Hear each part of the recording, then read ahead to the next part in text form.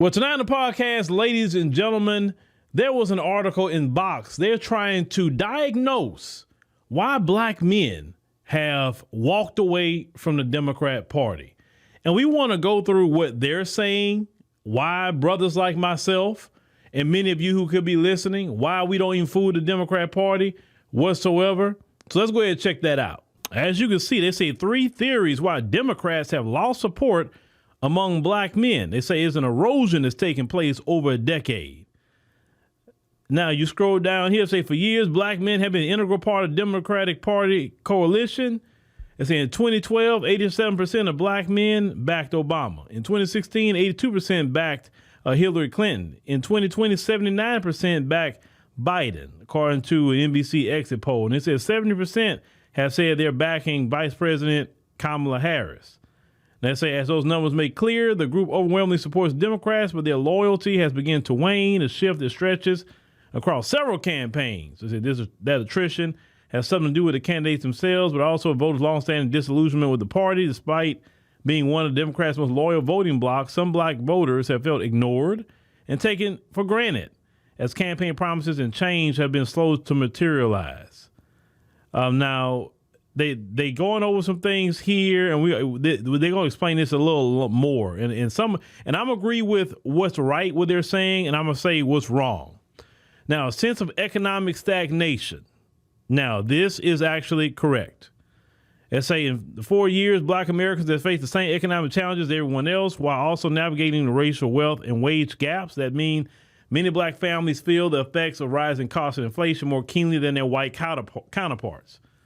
While black unemployment reached an all-time low during the Biden administration, it's still twice as high as white unemployment. Let me tell y'all something about that real quick. When they keep saying, oh, black unemployment is low, your unemployment is not low if your unemployment is not at the same one that white people's unemployment is at, right? So how are you going to say our unemployment is low, but yet you're still twice as high as white people? So that's nothing to celebrate, folks. Similarly, while black poverty rate has reached a low in 2022, that all-time low still means nearly 1 in 5 black Americans are living in poverty, nearly double the poverty rate of white Americans. Once again, don't celebrate that and say, we did something for black people. We lowered this. No, you didn't. Make out lower than white people, then you did something. They're saying focus groups of party leaders, black men have stated repeatedly that their material conditions have remained unchanged under Democrats and Republican presidential administration. And as costs have risen during the Biden administration, mostly due to inflation, that feeling of stagnation has only grown more pronounced. Now, they say some people basically want to look at Trump in so many words here. They're talking about, how the COVID-19 aid packages help, stem the economic pain some voters experience during the pandemic. As they during the Trump administration, at the beginning of the Biden administration also, they said these include stimulus checks, small business funding, expansions to unemployment payments. They said none of these payments, however, expired during the Biden administration because Republicans in Congress balked at passing a continuation of programs like an expanded child tax.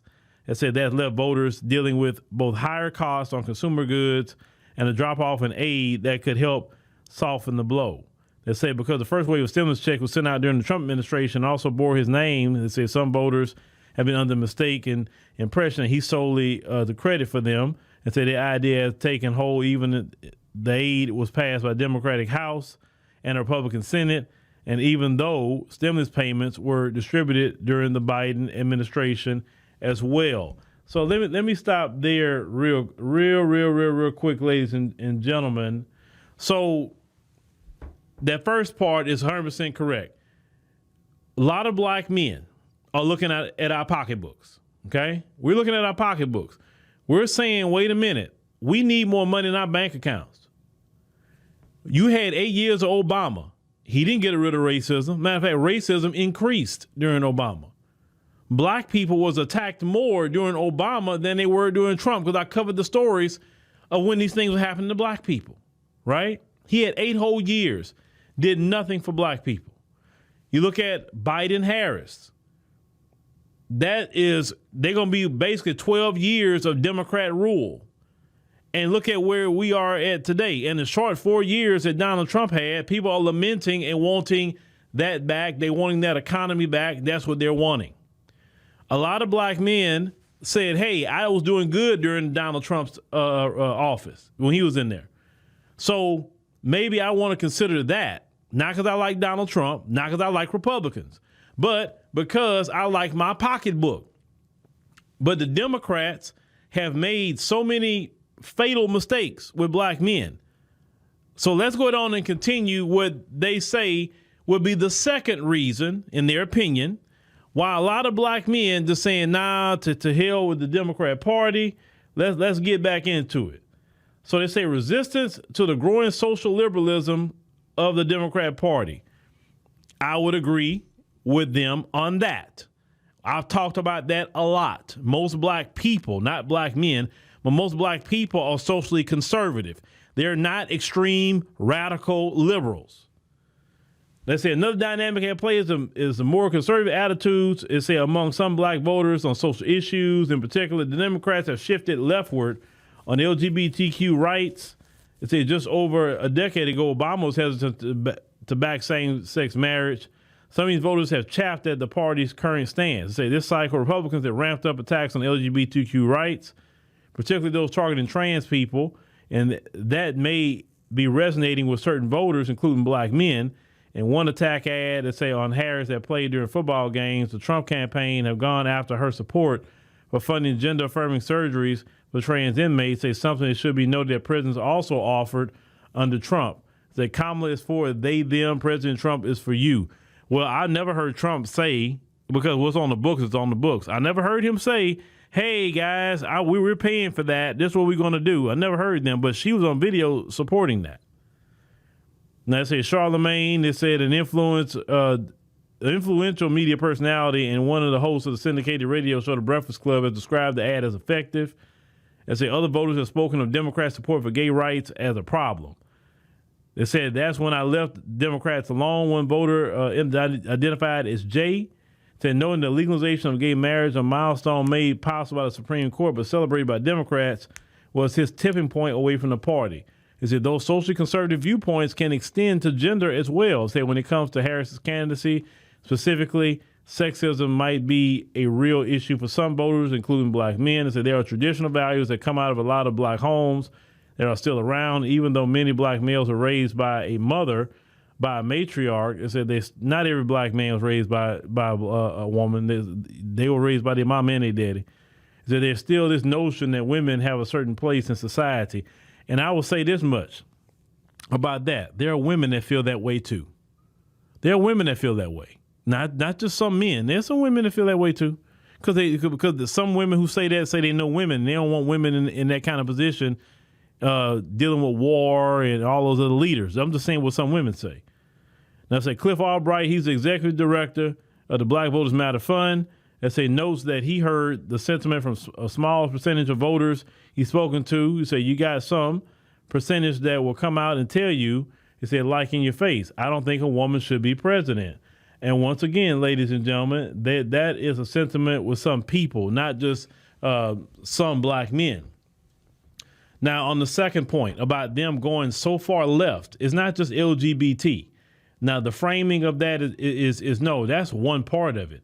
Also, the abortion agenda, how they're just radical on that. They're radical with all this immigration. They're extremely radical with that. None of those topics or subjects benefit the black community. Black Americans don't benefit off of any of it. Once again, we're hurting economically, and they're taking all their time and resources and putting it into immigration, abortion, and LGBTQ. That's what they're doing. And they're prioritizing that over black Americans.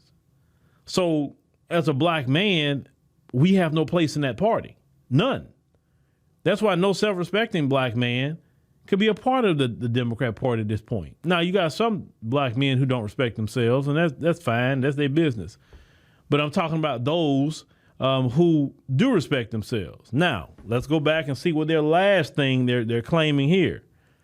They're saying an election cycle rife with disinformation. You know the liberals love using that word. That's their favorite word.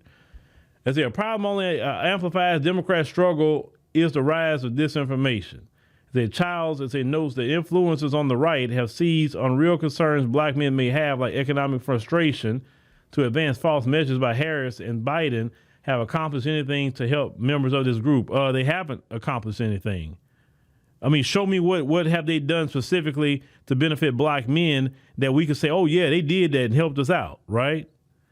It's saying one example that Charlemagne the God cited during the town hall with Harris this week. He referenced a viral clip of Harris' interview with the griot that was taken out of context. It said it has been cut, so it looks like she's saying she won't do anything specifically for black people. This clip here. So I'm not going to sit here and say I'm going to do something that's only going to benefit black people. No. That's the one they're talking about right there, ladies and gentlemen. But let's look at her track record. Has she done anything specifically for black people since she's been in office? No, she hasn't. So let's continue. These claims often begin with pundits on the right or even Trump himself and get amplified on social media by celebrities, podcasters, and other prominent personalities. As a single Janet Jackson, for instance, recently elevated lies that Trump had told questioning Harris's ethnicity. Multiple surveys, including the August NAACP poll, have found a stark generational divide among black men, with voters under 50 far less likely to support Harris than those over 50. As the Albright believes that this points to the effect of disinformation on social media has had, as younger voters are more likely to get news from these sources. It's not disinformation, it's just the truth. Y'all call any kind of truth against y'all disinformation. He said it's like a living organism. This disinformation, it grows from a cell, then it reaches the point where it takes a life of its own, and it just grows all kinds of tentacles. He's saying, and it's touching millions of black voters. Now, let's go on and really get through this. So no, the quote unquote, because you have to understand, anytime you bring truth to black people and you're not telling people be on the Democrat plantation, that's misinformation, that's disinformation. Always remember that. If you're telling somebody to think for yourself, if you're saying, hey, brother, what kind of self-respecting black man would be part of a party that does everything for every other man and everything for everybody else and don't prioritize us as black people, right? What kind of self-respecting black man or woman would be a part of that? We need to get away from that and become politically independent, and then we only vote on policy only. Oh, that's misinformation. You trying to suppress the vote. How am I suppressing somebody's vote? I'm not telling somebody not to vote. But you telling them not to vote for Democrats, so that's suppressing the vote. No, it's not. No, it's not. You don't own the black vote. Now, economic stagnation, taking money out of the back pockets of black people and giving it to migrants, that's part of economic stagnation, right? They also talked about how they so far to the left. But let me tell you something else they didn't talk about. The disrespect of black men. The Democrat Party has been very, very laser focused on the disrespect of black men. They have told black men, as Tiffany Cross said, the black men need to get in line with the black women. Black men have been told just to shut up and vote. Black men have been told that we always the problem. Even in this election cycle, they laying their potential defeat at the feet of black men. When white men is not going to vote for her like that. Even this election cycle, she's still going to get. We're talking about Harris. She's still going to get the majority of black votes. She is, but it's not going to be enough. That's the problem. And as they admitted in this Vox article, the support is eroding every election cycle. You understand? You can't disrespect black men and expect black men to show up and vote for you. Look at all your Democrat shields, how they've been hella disrespectful to the black community, cussing us out, calling us names. Look at your shields like Plies. Look at your shields like D.L. Hughley. Look at how they talk to black men. And we supposed to sit up here as black men and go vote for a party and a candidate that has no respect for us. Then this candidate lies to black men. Yes, lie. You put out a plan and you said it was for black men, because you with black men, but then we caught the language in it that say black entrepreneurs and others, HBCUs and minority serving institutions. So that wasn't for us. You was trying to finesse us to vote. You lied. And you had to come out and admit that you was trying to finesse and you lied. So why should we, as black men, go vote for a candidate who lied and tried to finesse? A candidate who has shields that is extremely disrespectful. We haven't gotten nowhere as a black community economically, but yet they've been in office, right? A party that is so far to the left that you can't even see them no more, how far to the left they went. They're putting Planned Parenthood mobile clinics at the DNC convention. I don't hear black men calling for that, so they can unalive children. I don't know no black man who's calling for that and wanting that. They're having all kind of trans and LGBT things at the White House. They're having these parades, and all these Democrats is in the middle of the pride parades. Most black people are not into that. Then you believe in unchecked immigration. You believe in taking money out of the black men's back pocket, our tax dollars, and giving it to the men of other countries who just got here by choice. You got black men who can't even buy a home, but yet you got migrant men that's buying homes now. But yet black American men, black people can't get a home. Y'all giving them all kind of first-time home buyer loans, and y'all giving them business loans. Y'all doing all kind of things with these people. But yet black Americans can't get it. You understand? Why should we, as black men, reward the Democrat Party with 4 more years to mess things up for us? Why should we do that? The disrespect of black men is really at the top of the list. Then the economics, then how far to the left you are, if you really want to go there. Then the only type of men that you want to prop up in that party is the sassy and the buck broken. You feel that the straight-laced traditional black man is your enemy. You have no respect for black men. Another thing you have done, you have caused gender divides in the black community because you don't want black men and women to work together. You push up the black woman in that party and say she is the backbone, giving symbolism, and yet to do that, to cause a problem, because you don't push up the white woman above the white man in that party, do you? No, you don't. Because you know if you do that, that's going to cause a problem with the white family.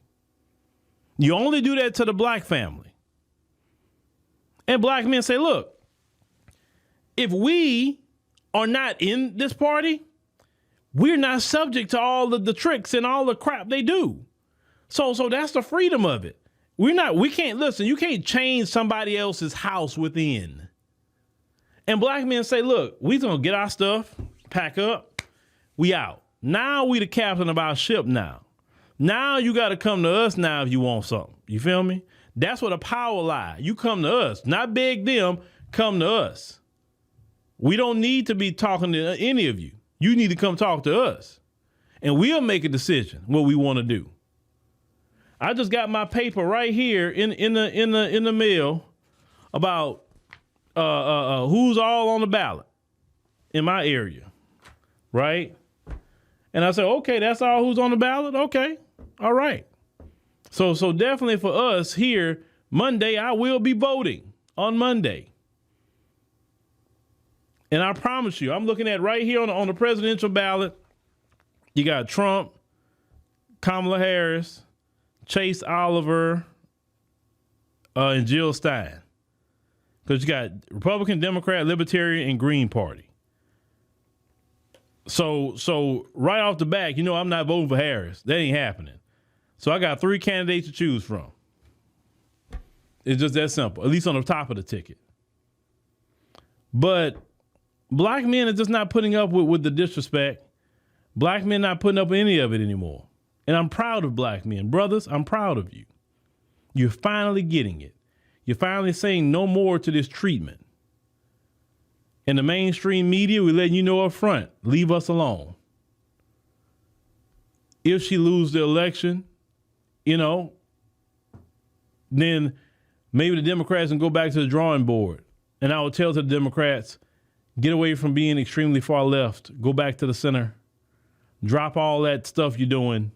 Get back to the center. That's what they would tell you. Because you even have white Democrats that say y'all went too far to the left. Y'all need to come back to the center. We're talking about white people. You have some Hispanic people who are Democrats that y'all went too far. You understand?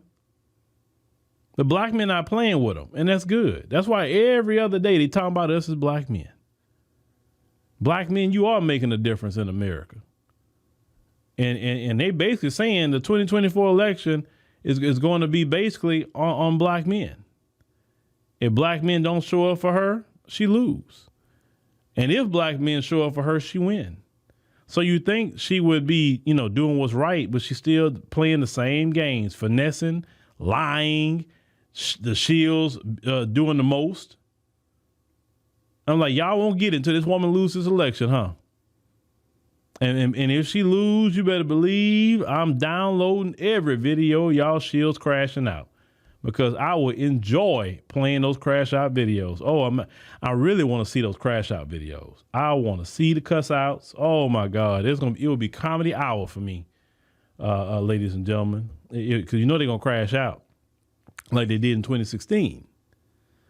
But brothers, hold the line. Hold the line. Now you got the juice now, brothers. You got the juice.